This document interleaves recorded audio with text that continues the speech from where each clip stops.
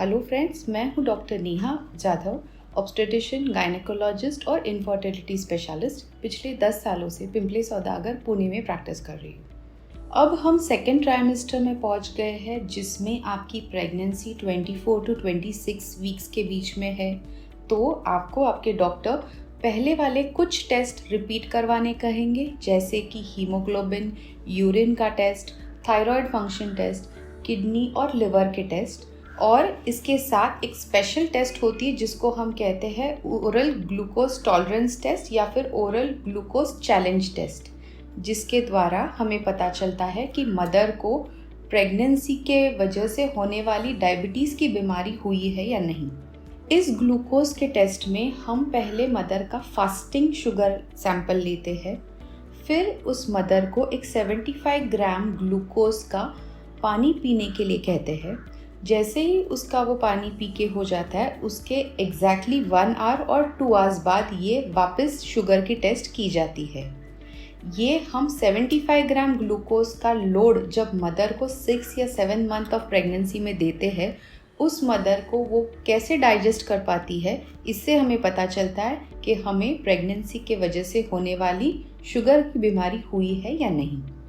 इसका रिपोर्ट जो है वो फास्टिंग ब्लड लेवल अगर आपका 92 के नीचे है, अगर 1 आवर वाला शुगर लेवल आपका 180 के नीचे है और 2 आवर्स वाला जो सैंपल है उसमें शुगर लेवल 153 के नीचे है, तो आपको कुछ भी घबराने की ज़रूरत नहीं है। आपको प्रेगनेंसी के वजह से होने वाली डायबिटीज़ की संभावना बहुत ही कम है।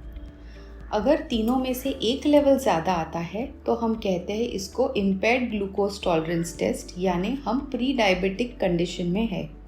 और अगर 2 या तीनों वैल्यूज़ इस लेवल से ज़्यादा है तो हम कहते हैं कि इसको जेस्टेशनल डायबिटीज़ मेलाइटिस हुआ है बिकॉज ऑफ प्रेगनेंसी। ऐसे केस में जिसको जेस्टेशनल डायबिटीज़ मेलाइटिस हुआ रहता है, ऐसे पेशेंट्स को हमें एक तो मेटफॉर्मिन जैसी गोलियां या फिर इंसुलिन भी शुरू करना पड़ सकता है। कोई महिलाओं को प्रेगनेंसी रहने से पहले ही थायराइड की बीमारी होती है।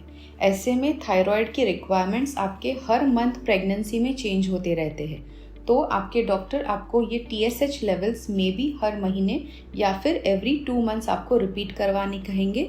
इस अकॉर्डिंगली आपके जो थायराइड के मेडिसिन है उसके डोज चेंज होते रहते हैं।